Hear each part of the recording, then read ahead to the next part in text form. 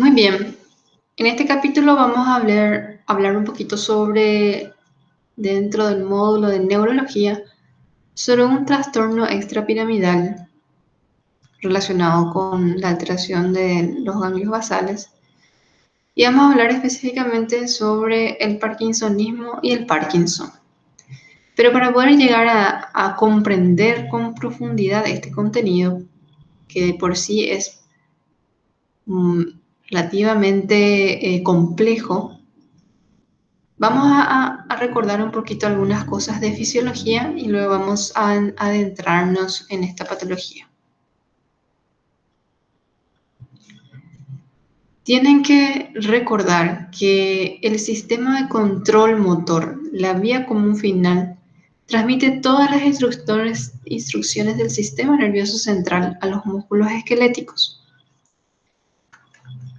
Esta vía está influenciada por el impulso sensitivo de los usos musculares y los órganos tendinosos, y las señales desencadenantes desde la corteza cerebral y el tronco cerebral. El cerebelo y los ganglios basales influencian la función motora indirectamente, usando las vías del tronco cerebral y corticales. ¿Qué quiere decir esto? Que para que una persona se pueda movilizar o realice cierto tipo de movimiento, existe una red compleja, interrelacionada, el cual, a través de las neuronas y sus conexiones, envían impulsos nerviosos que inician en la corteza premotora y en la corteza motora, denominadas neuronas motoras superiores, y que tienen conexión con diferentes núcleos y estructuras cerebrales que van a llegar finalmente al músculo esquelético para generar el movimiento. A su vez, este circuito tiene unas fibras musculares y unos usos musculares tendinosos que son la sensibilidad y la aferencia de las fibras nerviosas que van a dar el ajuste al movimiento. Correcto. Entonces, como pueden visualizar, son estructuras todas motoras, todas unidas y todas interconectadas para poder realizar un movimiento determinado de la manera correcta, una manera coordinada y de una manera eficiente. Bien, anteriormente se había hablado sobre lo que sería las neuronas motoras implicadas que están relacionadas con una estructura en forma triangular, que son las fibras piramidales, las vías motoras piramidales.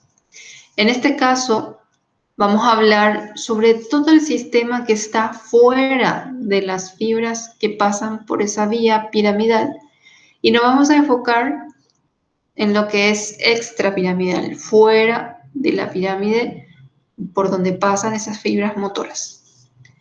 Entonces, este sistema extrapiramidal está compuesto por el cerebelo y por el ganglio basal. Y tiene un nombre. Las patologías que cursan con lesiones en estos órganos y que generan ciertos signos y síntomas en el paciente, y que eso nos va a dar lo que es el síndrome extrapiramidal, que se den justamente a un conjunto de signos y síntomas que se deben al compromiso de los ganglios basales y sus conexiones.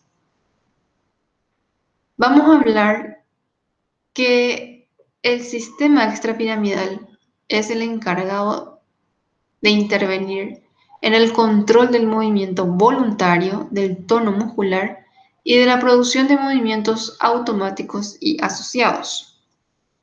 Como pueden observar aquí en esta estructura, acá hay componentes del ganglio basal que están conectados también con la médula espinal y sus fibras eferentes. Bien.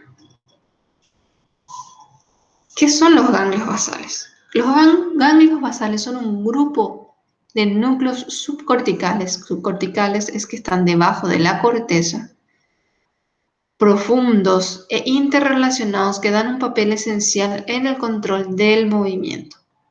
Los ganglios basales son particularmente importantes para comenzar, detener y vigilar los movimientos ordenados y ejecutados por la corteza, y en especial los que son relativamente lentos y sostenidos o estereotipados, como el balanceo de los brazos durante la caminata. También ayuda a regular la intensidad de los movimientos e inhiben los movimientos antagonistas o innecesarios. Y cabe destacar también que no solamente presenta una función exclusivamente motora.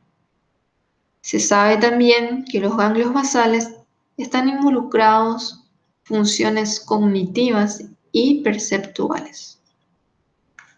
Aquí en esta imagen podemos observar algunas estructuras de los ganglios basales, por ejemplo el putamen, tenemos aquí el globo pálido con una porción interna y otra externa, tenemos el núcleo subtalámico, la sustancia negra, el tálamo y el núcleo caudado.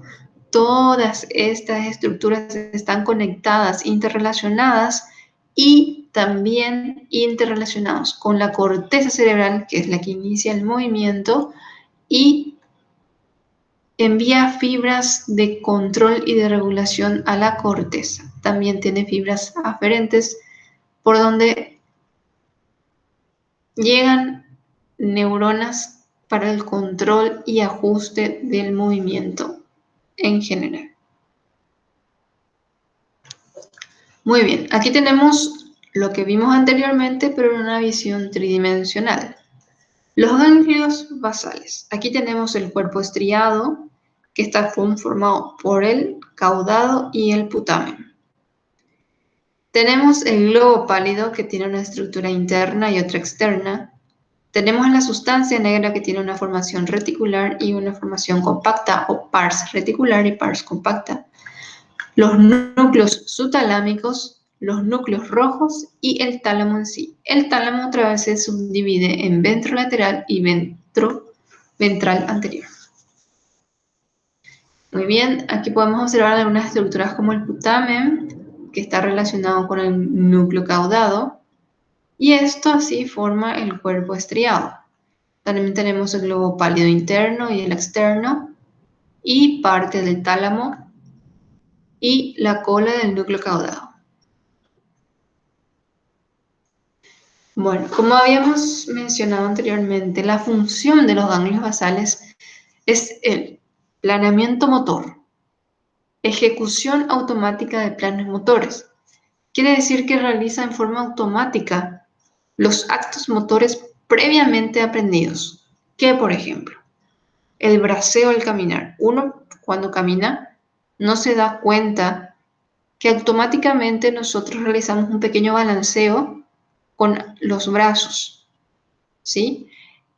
Y ese balanceo automático está a cargo de los ganglios basales.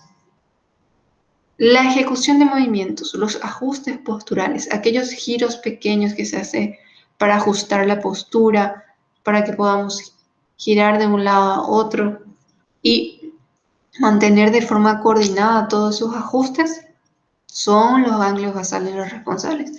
Los movimientos simultáneos, los movimientos secuenciales, están relacionados con la función de los ganglios basales. ¿Cómo lo realizan? Primero, facilitan el inicio de los movimientos. Cuando nosotros queremos caminar, ese impulso, ese primer paso que tenemos que dar, facilitan ese inicio de movimiento. Tienen especialmente fibras inhibitorias, por lo cuales aquellos impulsos generados por la corteza motora, si son impulsos exagerados, por así decirlo, los ganglios basales están encargados de inhibir y entonces ajustar esos impulsos. Entonces suprimen los movimientos no deseados. Intervienen en la secuenciación, el autoinicio y el recuerdo de los movimientos. Si uno aprendió a andar en bicicleta Famoso dicho que dice que nunca se olvida. Aquella persona que una vez ya aprendió a andar en bicicleta, si le prestas años después de haber pasado años de no haber andado en bicicleta y vuelve a subirse a una bicicleta, ¿qué cree? Vuelve a andar en bicicleta el paciente, vuelve sin problema. Quizás un poquito al principio, pero después es como que no hayan pasado los años. ¿Y por qué eso? Ahí están los ganglios basales. Tienen un recuerdo de los movimientos motores. Actúan en tareas bimanuales, aquellas tareas que requieren que ambas piernas se muevan al mismo tiempo, que ambos brazos se muevan al mismo tiempo. Entonces están implicados en que esos movimientos sean coordinados y adecuados. Perfecto. Este es un esquema espectacular. Parece complicado, pero en realidad, una vez que desarrollemos punto por punto, van a entender con una mayor facilidad cómo es que funcionan los núcleos de los ganglios basales. Bien, aquí podemos observar, tenemos a la corteza cerebral. La corteza cerebral tiene fibras motoras, ¿sí? Neuronas motoras. Estas neuronas motoras tienen fibras que van a ir a la médula espinal. Estas fibras que van a la médula espinal y que pasan por una estructura piramidal, vamos a llamar a estas vías piramidales, de las fibras motoras piramidales. Y tienen básicamente en su mayoría el neurotransmisor glutaminérgico, que son estimulantes. Correcto. Bueno, pero nosotros vamos a centrarnos en lo extrapiramidal. Y aquí está el resto, el extrapiramidal. Van a ver que la corteza motora envía impulsos excitatorios al cuerpo estriado.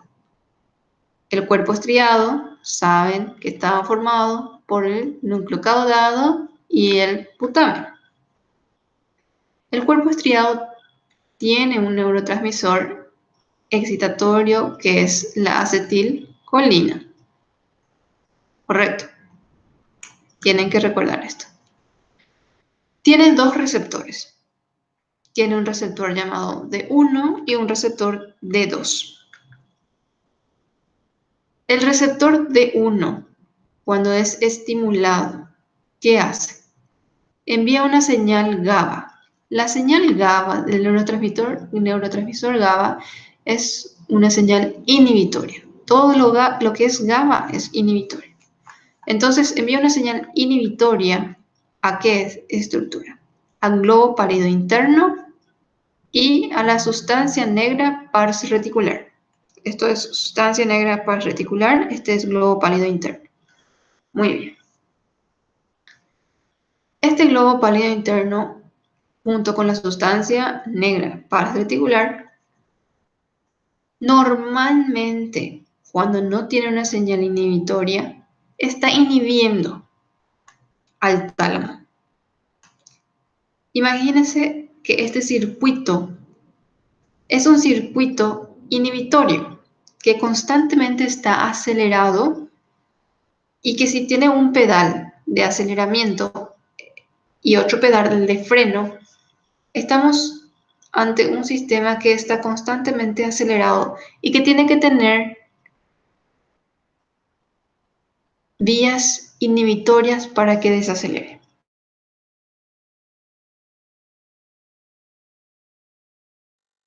El pálido interno y el núcleo en la sustancia negra pars reticular, si siempre está acelerado y siempre tiene una función inhibitoria, si nadie lo inhibe, si esto no existiera, si esta GABA no lo inhibiera, entonces constantemente él estaría enviando una acción inhibitoria, una acción GABA inhibitoria. ¿A quién?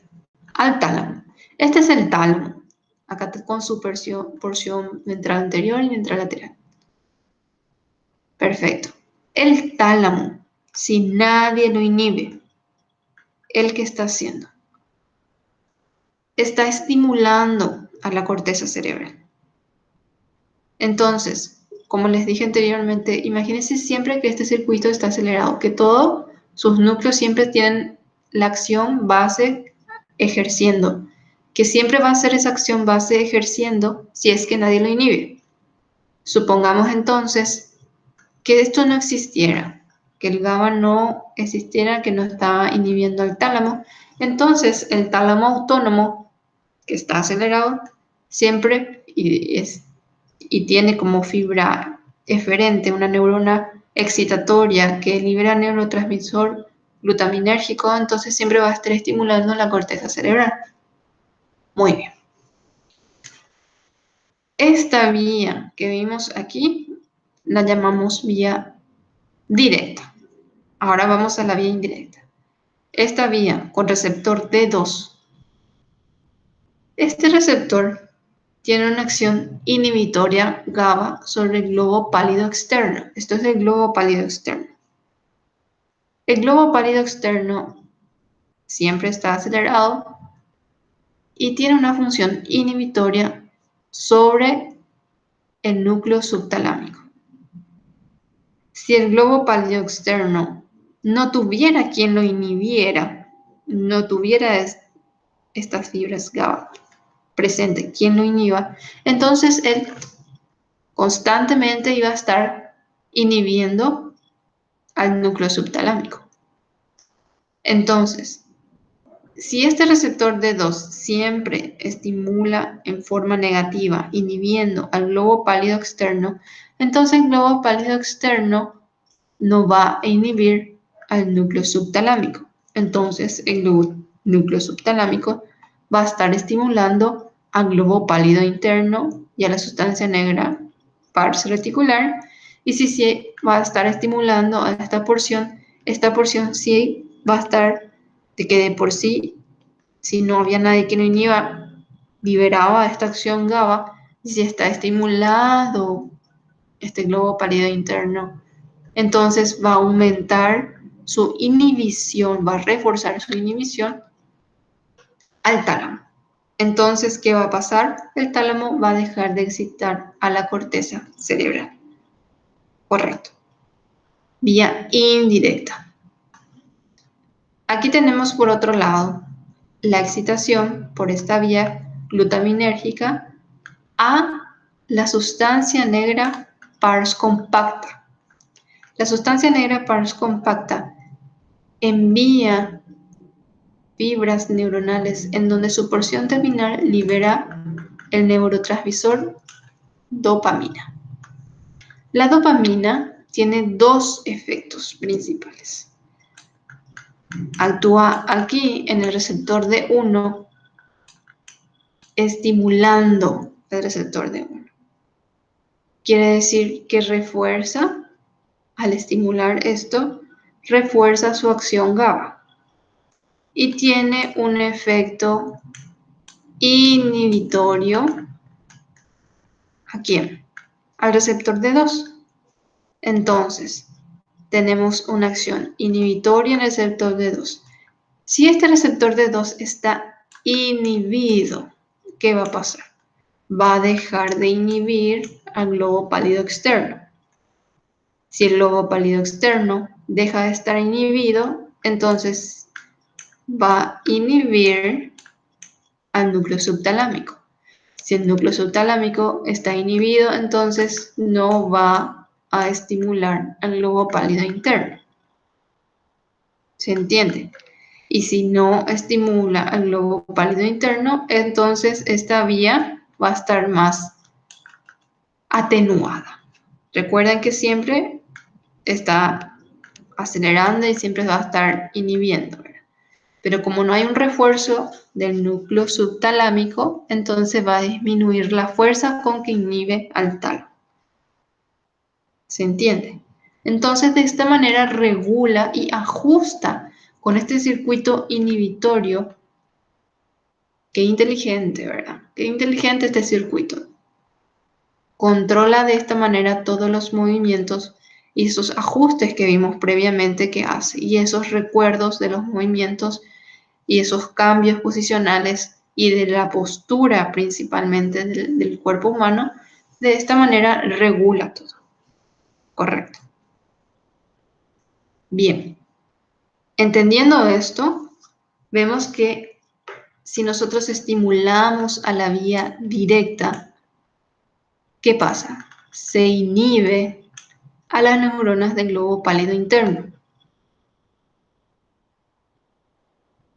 Si nosotros estimulamos a la vía indirecta, estimulación de la vía indirecta, estimula a las neuronas del globo pálido interno. ¿Se entiende? Volvemos a nuestro cuadrito y vemos aquí. Si nosotros estimulamos la vía directa, entonces vamos a estar inhibiendo al globo pálido interno. Si nosotros estimulamos la vía indirecta, ¿qué va a pasar? Volvemos a hacer. Si estimulamos a la vía indirecta va a estar secretando GABA, entonces va a inhibir el globo pálido externo. El globo pálido externo no va a inhibir el núcleo subtalámico. El núcleo subtalámico va a estimular el globo pálido interno. Entonces, si estimulamos la vía indirecta, va a estar estimulada el globo pálido interno. Si estimulamos la vía directa, va a estar inhibida el globo pálido interno. ¿Correcto? Muy bien. Si entendieron eso, genial. Vemos aquí con los cuadritos la vía directa y la vía indirecta. ¿Qué pasa con el movimiento entonces? Si nosotros estimulamos la vía directa, ¿qué va a pasar con el movimiento? Como estamos inhibiendo el globo pálido interno deja de inhibir al tálamo, entonces el tálamo está libre, excitando la corteza y así produciendo movimiento. Entonces asocia vía directa con movimiento. Se mueve el paciente. Si estimulamos la vía indirecta, ¿qué vamos a tener? Vamos a tener estimulación del globo pálido interno. Y si tenemos estimulación del globo pálido interno, que de por sí él siempre inhibía, va a estar reforzada esa inhibición. ¿Y qué va a pasar?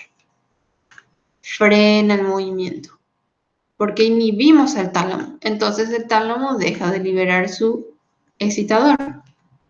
Entonces, ¿qué tenemos? Freno del movimiento. Se pisa el pedal y se frena el movimiento. Correcto. Excelente. Bien. Entonces, ¿qué pasa con la dopamina? Aumenta la transmisión de la vía directa y suprime la transmisión de la vía indirecta. Aumenta la retroalimentación positiva hacia áreas motoras precentrales y por tanto facilita los movimientos iniciados en la corteza. De esta manera facilita los movimientos iniciados en la corteza. Acá tenemos la sustancia negra, la pars compacta, si tenemos en forma fisiológica, la dopamina, estimulando, excitando al receptor D1, entonces va a inhibir al globo pálido interno.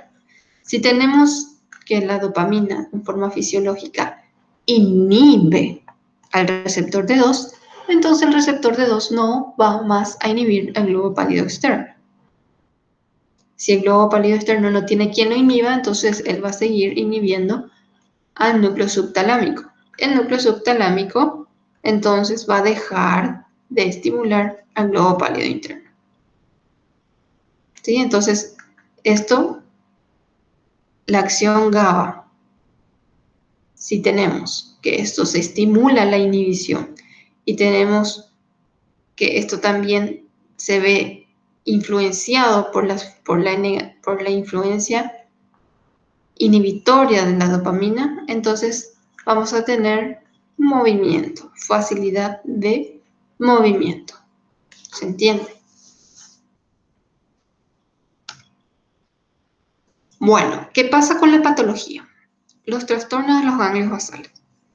Vemos cómo están relacionados entonces con estos circuitos los movimientos. Los trastornos del movimiento relacionados con los ganglios basales comprenden un grupo complejo de alteraciones motoras que se caracterizan por temblor y otros movimientos involuntarios, cambios de la postura y del tono muscular y deficiencia y lentitud del movimiento. Incluyen temblores, tics, trastornos hipocinéticos e hipercinéticos. Los trastornos del movimiento involuntario tenemos trastornos del tono muscular, que ahí entraría la hipotonía, la hipertonía, trastornos de la postura, que están ahí dentro del grupo de las distonías, trastornos del movimiento en sí, puros con hipercinesia, y hablamos de hipercinesia con algunos ejemplos como el core, el valismo y tics, y trastornos de hipocinesia con acinesia y bradicinesia, que es lo que nos vamos a enfocar. Aquí vemos un ejemplo de un abuelito que está haciendo fisioterapia para fortalecimiento de la musculatura. Acuérdense, la fisioterapia es súper importante para mantener el tono muscular adecuado y también la flexibilidad y mejorar los movimientos. Aquí tenemos un ejemplo de un paciente hipotónico, un recién nacido con hipotonía periférica, en donde se puede observar aquí la diferencia gráfica entre un paciente con un tono muscular adecuado, que tenemos la tensión muscular adecuada, y aquí vemos que el tono está disminuido y está hipotónico, le decimos cuando un tono está disminuido. En este caso es una hipotonía periférica, y en este caso hay una hipotonía central, porque fíjense que normalmente mantendría esta postura cuando tenemos un paciente normal con los tonos conservados, y aquí tenemos una hipotonía central en donde los músculos centrales del tronco están más hipotónicos. Por ende, acá no tenemos afectación de los músculos periféricos, pero sí de los centrales, y eso se llama hipotonía central. Y acá vemos el ejemplo típico de un paciente con enfermedad de Parkinson, en donde lo que vemos son temblores, ¿sí? Temblores, disminución de los pasos, ya hay una incoordinación de los pasos, se mueve el paciente, pero se mueve con dificultad, con pequeños pasos, y vamos a adentrarnos más adelante en la presentación a esta patología. Bien, si nosotros tenemos pérdida de la estimulación de los receptores de 1, vamos a tener desinhibición de los núcleos de salida por la vía directa. Si nosotros tenemos pérdida de inhibición de los receptores de 2, vamos a tener excitación de los núcleos de salida por la vía indirecta. Aquí podemos observar una tablita en donde tenemos distribuido algunos ejemplos de hipocinesias y de hipercinesias. Dentro del grupo de las hipocinesias, que son disminución del movimiento, lentitud del movimiento, vamos a tener a la enfermedad de Parkinson como representante con mayor frecuencia de este trastorno de movimiento, el parkinsonismo sintomático, el parkinsonismo plus, que vamos a hablar. Hipercinesia, tenemos el escoria, tenemos el valismo, el temblor, los tics y las mioclonías. ¿Qué es el parkinsonismo? El parkinsonismo es un síndrome clínico caracterizado por estas 4 características, ¿verdad? 4 características importantes del parkinsonismo que nos habla sobre un síndrome clínico, un conjunto de signos y síntomas que nos van a encasillar a este tipo de patología. Tenemos un paciente con rigidez, temblor, inestabilidad postural y bradicinesia. Esas son las características del parkinsonismo. Rigidez se define como la resistencia al movimiento de flexores y extensores en todo el rango de movimiento. Temblor, por lo general unilateral en el parkinsonismo, se presenta cuando la extremidad está soportada en reposo y desaparece con el movimiento y el sueño. El temblor a menudo progresa para afectar a ambos lados del cuerpo. La inestabilidad postural quiere decir que el paciente no adopta la posición erguida, sino con una leve inclinación hacia adelante y los brazos, en vez de estar balanceándose en forma automática, están como pegadas al cuerpo. La bradicinesia se caracteriza por una lentitud para iniciar y realizar movimientos y dificultad para detener de manera súbita e inesperada los movimientos voluntarios. Vemos aquí otras patologías de acuerdo justamente a las vías que se ven afectadas, ya sea la vía directa o la vía indirecta. Si tenemos una hiperactividad de la vía indirecta, acuérdense de esa vía indirecta que habíamos visto graficado desde la corteza al receptor D2 y que esto va por todo el circuito. Y si tenemos una hiperactividad de la vía indirecta, vamos a tener aquinesia y rigidez, o sea, falta de movimiento y una mayor rigidez para realizar el movimiento. Hiperactividad de la vía indirecta. Si tenemos hipoactividad de la vía directa, vamos a tener bradicinesia, ¿sí? Más lentitud en los movimientos. Se va a mover, pero con mayor lentitud. Hipoactividad de la vía directa. Si tenemos hiperactividad de la vía directa, ¿qué va a pasar? Va a ocurrir un trastorno llamado distonía, que son contracciones musculares involuntarias, movimiento, porque estamos estimulando el movimiento, con la hiperactividad de la vía directa. Entonces va a haber movimientos anómalos, mismo patrón y mismo grupo muscular cuando nos referimos netamente a la distonía primaria. También hay ejemplos de distonía como el blefarospasmo, la tortícolis, la distonía distal que antes se llamaba atetosis y se cambió actualmente esa definición por distonía distal. También tenemos dentro de la hiperactividad de la vía directa los tics, que dentro de este famoso cuadro llamado síndrome de Tourette está encasillado dentro de la hiperactividad de la vía directa y produce tics. La disinesia tardía, que se debe a los trastornos de contracciones musculares involuntarias asociadas al tratamiento con medicamentos. Y específicamente estamos hablando de la disinesia tardía con hiperactividad de la vía directa debido a la droga levodopa, a la acción de la levodopa que se utiliza como tratamiento para el Parkinson. Recuerden que la dopamina no se le puede dar al paciente porque esto no atraviesa la barrera hematoencefálica. En cambio, la levodopa sí. Luego tenemos aquí algunos grafiquitos de las distonías. Por ejemplo, aquí podemos observar un paciente con una distonía en el momento de escribir, cómo adopta la mano, que es caracterizado por una presencia de movimientos involuntarios, giratorios, sostenidos, repetidos, de contracción de músculos oponentes, de velocidad variable que causa posturas y torsión, las distonías. Como pueden haber distintas presentaciones de las distonías. Aquí tenemos la tortícolis en un paciente pediátrico, como es por contracción involuntaria, sostenida, repetida y ocasiona rotación de la cabeza, la característica de la tortícolis, pero esta es congénita.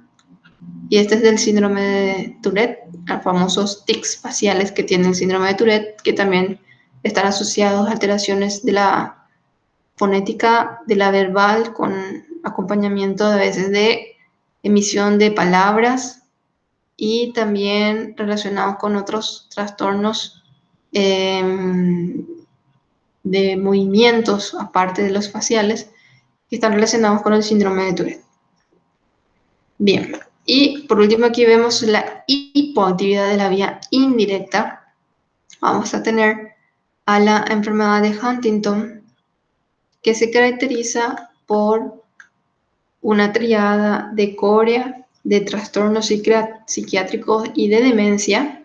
La enfermedad de Huntington se caracteriza por movimientos involuntarios rápidos y bruscos, y están relacionados por eso con la corea. La corea, antiguamente en latín se le designó ese nombre que significaba baile, movimientos involuntarios anomales sin secuencia definida. O sea, movía un brazo, luego otro, una pierna, luego otra vez otro brazo y luego otra pierna, y así se iba moviendo en forma involuntaria diferentes partes del cuerpo en forma no secuencial, no repetida. Entonces parecía que bailaba el paciente. Entonces, de ahí el nombre de corea dentro de la triada del diagnóstico de enfermedad de Huntington. La enfermedad de Huntington está relacionada con un proceso hereditario, con una transmisión autosómica dominante, una alteración del cromosoma 4, y produce también depósitos de residuos de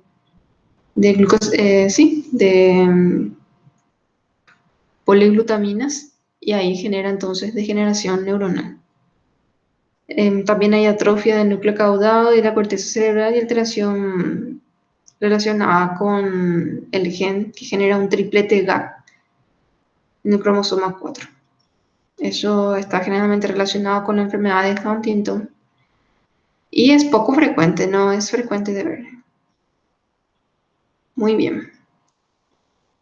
El hemivalismo finalmente es también un trastorno del movimiento, pero produce movimientos más violentos, como por ejemplo si el paciente realiza un movimiento como que va a batear, como lo que hacen los jugadores de béisbol, pero de repente así en forma violenta, o lo mismo para patear.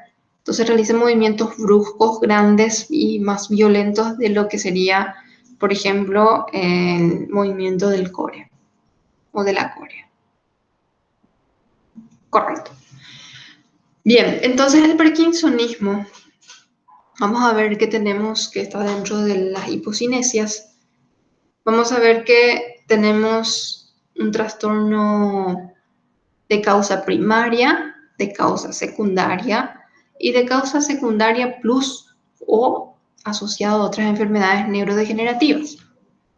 Hablamos de causa primaria en el parkinsonismo cuando es idiopático, y esto se debe al 95% de los casos de parkinsonismo, que es la enfermedad de Parkinson. La enfermedad de Parkinson produce el 95% de los casos de parkinsonismo y es idiopático. ¿Qué quiere decir esta palabra? No se sabe por qué. Hasta ahora siempre hay hipótesis que tratan de describir y de desenmascarar la etiología y la causa de la enfermedad de Parkinson, pero hasta el momento sí hay hipótesis, pero todavía nada confirmado. También tenemos un 5% de causa genética, que vamos a estudiar un poquito esos genes implicados. Secundarios, que son secundarios a la exposición de toxinas como el manganeso, el disulfuro de carbono, la MPTP, que es una droga derivada de la mepridina, el monóxido de carbono. Los medicamentos como metoclopramida. Si ustedes ven el prospecto de este medicamento, van a ver que al primerito dice reacción adversa síndrome extrapiramidal. Justamente porque produce los síntomas y signos parecidos al parkinsonismo. Entonces produce un síndrome extrapiramidal, si se da en exceso o si se da administrada de forma incorrecta. También las butifenonas, las fenotiacidas, las reserpinas, la tetrabenazina. También traumatismos encefálicos repetidos nos pueden dar un síndrome de extrapiramidal con parkinsonismo. El secundario plus, que es asociado a otras enfermedades neurodegenerativas, es por parálisis supranuclear progresiva, atrofia multisistémica, degeneración corticobasal, complejo de parkinsonismo, enfermedad de Alzheimer, Huntington, etc. Bien, entonces sabiendo todo esto, podemos ya entrarnos a la enfermedad de Parkinson, que se debe a una degeneración de las neuronas que están en la sustancia negra y que transmiten la dopamina, ¿eh? Entonces hay un déficit de dopamina y un trastorno que es progresivo, degenerativo y que a lo largo de los años el paciente va empeorando. Bien, afecta a más de 1% de la población por encima de 65 años. Como les dije, es un trastorno neurodegenerativo más frecuente después del Alzheimer. Es un trastorno ascendente progresivo, ligeramente más frecuente en el varón, pero en general varias bibliografías mencionan que no hay diferencia en el sexo, pero en la bibliografía de una de las bibliografías de nuestro texto base menciona que es más frecuente, un porcentaje muy pequeño, pero un poquito más frecuente en el varón. Se encuentran dentro de las neuronas en la autopsia, en la histología, cuerpos de Lewy, que vamos a ver también qué es esto. Entonces, la enfermedad de Parkinson se trata de una enfermedad neurodegenerativa que evoluciona a lo largo de los años y que aparece en sujetos de edad avanzada. Lo que ocurre es que las neuronas productoras de dopamina se hallan en la zona de la sustancia negra y esta sustancia negra se ve degenerada. Aquí podemos observar en esta imagen cómo la sustancia negra de esta zona, que habíamos hablado del circuito que genera y que envía el neurotransmisor de dopamina, se ve afectado de este circuito y a lo largo de los años va procesando una degeneración ascendente, afectando ya varias fibras, varios sectores en forma ascendente. Aquí podemos ver una neurona sana haciendo una sinapsis con otra neurona sana, y si no existiera la enfermedad de Parkinson, esta dopamina iba a seguir estimulando de forma correcta a esta neurona y no habría problema con los movimientos. Hay un equilibrio con la acetilcolina, que es otro neurotransmisor que controla el movimiento. Ahora en el Parkinson, como hay un déficit, hay una disminución de la dopamina y entonces hay una alteración del movimiento y de serie de otras cosas que produce. Evoluciona no en un periodo corto de años. La evolución de esta enfermedad va de 10 a 20 años aproximadamente, desde el primer síntoma que tiene el paciente hasta que llega a sus estadios finales y llega a la muerte. En el primer estadio, cuando está empezando recién la patología, lo que se puede percibir es que hay una disminución de la letra de la escritura. Se vuelve más pequeña. Si tenía una A que tenía aproximadamente 1,5 centímetros, por darle un ejemplo, cuando ya tiene la enfermedad de Parkinson y tiene ese primer síntoma, empieza a tener dificultad para hacer primero el tamaño, se vuelve más pequeño, y dificultad para hacer perfecta esa palabra, como su nombre. Temblor, torpeza en un solo lado del cuerpo, de manos, sobre todo. El 75% de los casos es el primer síntoma. Entonces hay torpeza, comienza a echar las cosas. Quiere agarrar un vaso, echa. Quiere agarrar un plato, no agarra bien, se le resbala, se le empieza a caer cosas. Tiembla el paciente. Entonces, temblor, de reposo. Dificultad para comenzar a ejecutar movimientos, cambios de la postura que afectan a la marcha, rigidez en el rostro que se pierde parte de su expresión, inclinación de la cabeza del tronco hacia adelante que afecta el equilibrio, falta de expresión en el rostro, temblores y lentitud en los lados del cuerpo, actitud de flexión constante de codos y rodillas, lentitud en la iniciación de los movimientos, entonces hay bradicinesia. Ya en etapas muy avanzadas y prácticamente terminales, el paciente no puede vivir solo y necesita ayuda sí o sí para realizar su vida, o si no, no va a comer, o si no, no va a ir de cuerpo, no va a hacer pipí, no se va a bañar. ¿Está? Entonces aún puede andar en pequeños tramos, ¿verdad? Pero sí o sí necesitan ayuda.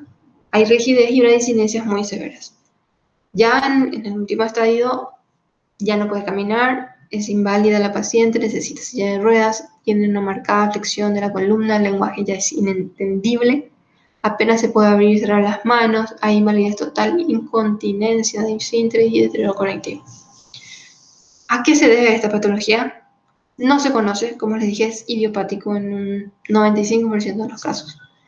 Y a eso hay otro porcentaje que se cree que el 5% es por factores genéticos y otros asocian con factores tóxicos ambientales y pueden influenciar algunos factores genéticos para la predisposición del Parkinson. Bueno, como les dije, ¿qué ocurre fisiopatológicamente? Degeneración celular de las neuronas dopaminérgicas pigmentadas en la sustancia negra que hacen sinapsis con los núcleos caudados y hipotálamo. Recuerden que también, como es progresivo, puede afectar después al tallo encefálico, la médula espinal y algunos ganglios simpáticos. Entonces, hay una disminución de la concentración de dopamina. Se ve afectado el receptor D2. ¿Por qué? Porque normalmente esto tendría que estar, ¿qué cosa? Inhibiendo a este receptor.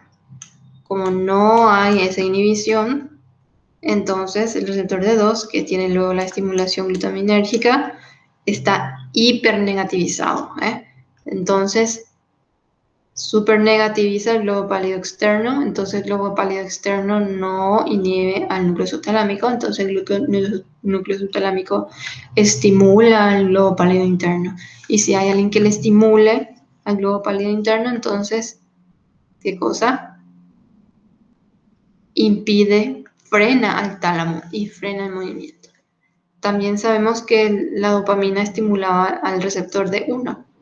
Si no tenemos dopamina, entonces tenemos también un poco una disminución de la acción que tenía sobre el receptor D1. Tenemos una hipoestimulación del receptor D1. Entonces, esta acción inhibitoria que tenía sobre el globo pálido interno disminuye. Hay una disminución de la inhibición del globo pálido interno. Entonces, tiene ese doble efecto, entonces se frena todo este sistema y lo que produce entonces es hipoquinesia, akinesia y rigidez. Reducción de movimientos tanto espontáneos como automáticos. Y recuerden que el cuerpo estriado tenía dentro de su sistema también al neurotransmisor acetilcolina, que era estimulante. Entonces, hay como que también algunos efectos que hace la acetilcolina, pero hasta el momento no hay así fisiopatológicamente algo que explique eso. Muy bien. ¿Qué encontramos nosotros en un paciente con Parkinson? Que se le hace una autopsia, se estudia sus células neuronales. Encontramos despigmentación de la sustancia negra. Normalmente la sustancia negra tiene melanina, de ahí su nombre, sustancia negra, porque tiene un color negro en el cerebro en crudo, en la anatomía macroscópica. Y cuando hay degeneración de estas neuronas, pierde la melanina porque se degeneran esas neuronas, entonces se empalidece esa zona. ¿Qué hay en la histología? Se acompaña de depósitos de sinucleína y es marcada casi en un 80%. Y se encuentra en la sustancia negra. Y también en el núcleo dorsal del vago y otras estructuras, pero más en un 80% en la sustancia negra.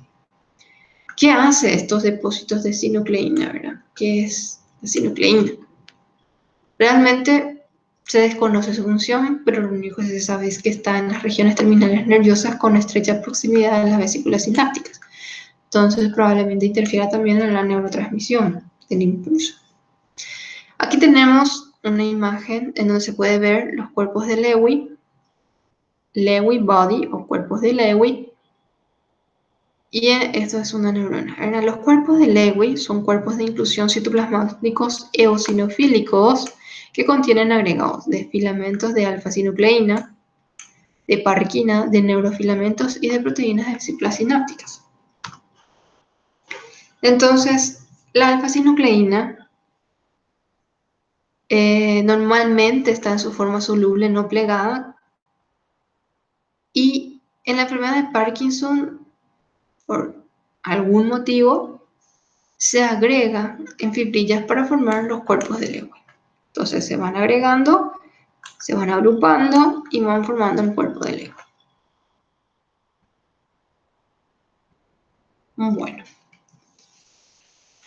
¿qué patogenia tenemos en la enfermedad de Parkinson? Se vio que el hábito tabáquico era el único hábito que estaba asociado a tener una mayor predisposición a tener la enfermedad de Parkinson. Pero hay algunas cosas que se están decidiendo y se están viendo, se están investigando y que están mostrando algunas luces, ¿verdad? Primero, la alteración de la actividad del complejo mitocondrial 1, que es lo que genera esta alteración. Esto se pudo estudiar bien porque gracias a esa molécula que les dije anteriormente que era derivado de la mepridina, el complejo sintético, gracias a eso se pudo estudiar que lo que el complejo mitocondrial que tiene los electrones que utilizan para generar energía, se ve afectado ese complejo, no hace bien su función, su transferencia de electrones. Entonces se acumulan radicales libres y esos radicales libres son neurotóxicos y entonces produce una neurotoxicidad y daño celular y eso genera la neurodegeneración. A nivel genético, lo que tenemos en esos 5% de los casos es que puede haber una mutación en la enzima involucrada en el procesamiento lisosomal, que es la glucocerebrosidasa, y si esta enzima se inhibe, se acumula la alfa-sinucleína. Entonces, una de las mutaciones de la enzima que inhibe la acumulación de alfa-sinucleína puede también estar implicado en la génesis del Parkinson. Y hay dos entidades que están estudiándose actualmente, que es el Parkinson autosómico recesivo y el Parkinson autosómico dominante. ¿Qué genes están implicados? Se vio que el PARC7, DJ1, el PARC2, que es la parquina, y el PARC6 están relacionados con la enfermedad autosómica recesiva y que generalmente dan Parkinson a edad más joven, a edad de menos de 65 años. Y la PARC7 lo que codifica es una ubiquitina que protege la disfunción mitocondrial. De ahí que podría tener una alteración en el complejo mitocondrial. El PARC2 o la parquina es un cromosoma que está en la región 6q25 que produce el parkinsonismo juvenil autosómico recesivo y que esta parquina es una ubiquitina E3 ligasa que cataliza la adición de ubiquitina. ¿Qué es la ubiquitina? La ubiquitina, ustedes se tienen que imaginar como una etiquetadora. La ubiquitina lo que hace es etiquetar las proteínas mal plegadas, les pone una etiqueta de esta proteína está mal plegada, hay que eliminarla. Entonces viene el proteasoma y lo elimina. Para eso sirve la ubiquitina. Y si tenemos alteración en el cromosoma que codifica esto, no va a haber quien controle eso y van a haber proteínas mal plegadas y eso genera alteraciones en el sistema. El PARC6 también es una ubiquitina y su función es proteger también a la mitocondria. Protege seleccionando aquellas proteínas mal plegadas y de esa manera protege a la mitocondria. Y dentro del Parkinson autosómico dominante, que uno de los ejemplos de esta patología se cree que Robin Williams, el autor de Patch Adams, era el portador de esta patología porque tuvo Parkinson a muy temprana edad. Y probablemente, y fuerte, ¿verdad? Un Parkinson fuerte porque tenía la habilidad emocional, depresión, ¿verdad? Y Parkinson produce también trastornos relacionados con eso. Y entonces probablemente era esto lo que tenía, era no un simple Parkinson. El Parkinson autosómico dominante tiene mutación que codifica la alfa-sinucleína, entonces hace que se generen los cuerpos de Lewy en mayor cantidad y en mayores lugares, y está relacionado con el gen en el cromosoma 4q 21 al 23, ¿verdad? Y es el PARC 1 y PARC 4, ¿verdad? Este complejo genera mutaciones que codifican en la alfa-sinucleína. También la repetición de la sinasa 2 rica en leucina, que sirve para mantener la función del citoesqueleto, la estructura del citoesqueleto neuronal. Si tenemos una alteración de esta proteína, entonces también vamos a tener alteración y degeneración neuronal. Aquí vemos en resumen los eventos que están implicados en la muerte neuronal, de la degeneración neuronal, en la sustancia negra y de la enfermedad de Parkinson. Aquí tenemos, por ejemplo, los trastornos genéticos que codifican estas proteínas, la parquina, las ubiquitinas. Entonces existe un plegamiento proteico erróneo y este plegamiento proteico erróneo degenera a la neurona. También hay agregación proteica por este plegamiento erróneo y genera degeneración neuronal. La intoxicación por cobre, por manganeso, por hierro y otras estructuras generan intoxicación en la mitocondria, intoxicación directa en la neurona. La disfunción mitocondrial, ya sea por las alteraciones genéticas que vimos previamente o por algunos tóxicos, lo que genera es entonces disfunción mitocondrial y generación de radicales estrés nitrooxidativo y radicales de oxígeno reactivos, ¿verdad? Y aquí lo que se vio es que esta molécula, que es la derivada de la meperidina, la MD,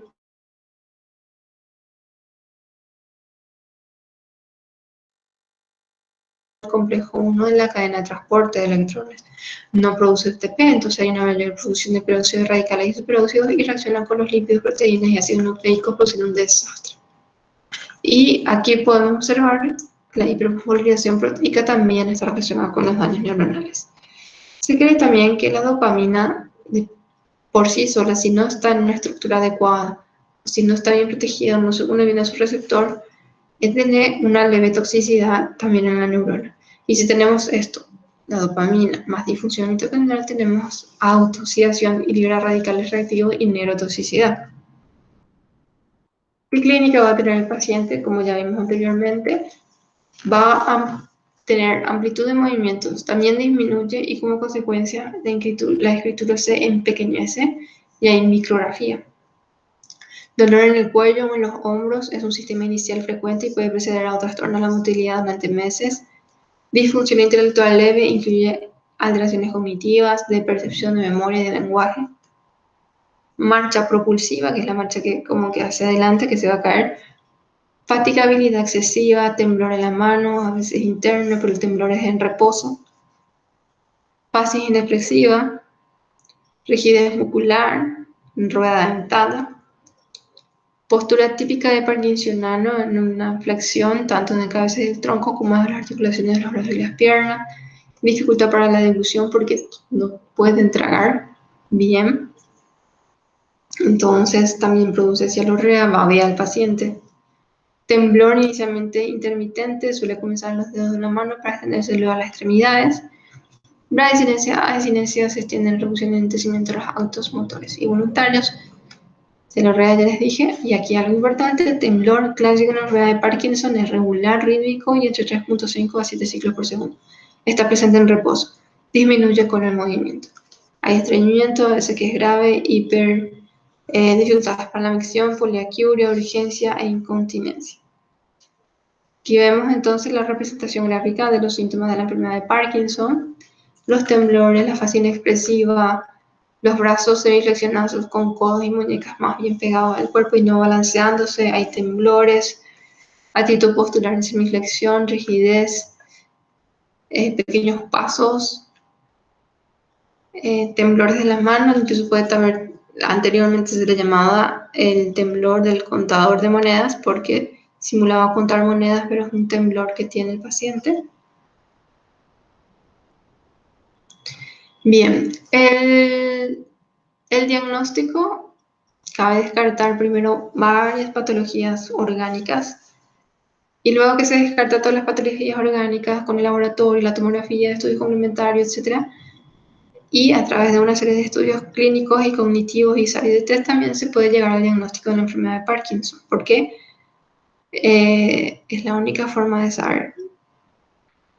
Y el pronóstico no es bueno, no hay cura para el Parkinson. Lo que se hace con el tratamiento es paliar los síntomas, pero no hay cura. Hasta ahora no hay cura. Se usan tratamientos con medicamentos y se usa actualmente también se está usando tratamientos quirúrgicos, que es en la lesión donde hay daño neuronal, como en la sustancia negra o en el tálamo, se hacen intervenciones quirúrgicas o neuroestimulaciones en dichas zonas. No vamos a entrar en detalle en esa parte, pero les mencionamos. ¿De dónde van a leer? Van a encontrar la bibliografía en el libro de McPhee y en el Farreras. Gracias.